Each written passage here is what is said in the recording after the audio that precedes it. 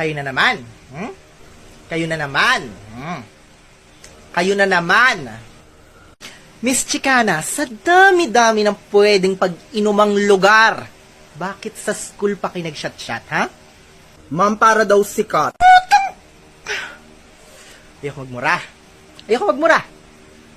Ikaw, princess, bakit ang kapal-kapal ng foundation mo, ha? Ang pula-pula ng pisngi mo. Tusino ka ba? Madam, foundation day naman Pinipiloso po mo pa ako. Gusto mo dagdagan ko yung blush on mo? Tignan mo nga kung ano yung laman ng bag mo, ha?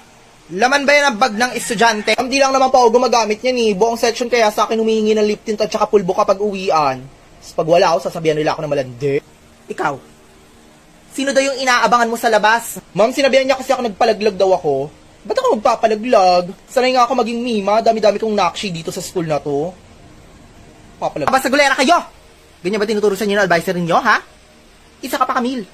Ano din mga status mo sa Facebook? Pinaparinggan mo daw si Jessa? Ang sinabihan po kasi ako, ang dami mong dada, wala ka namang palag. Kung matapang ka talaga, bakit hindi mo itag? Tinag ko siya at Jessa may putok, ang dami pang kuto sa batok. Tapos ngayon magpapaguidance siya, ginawa ko.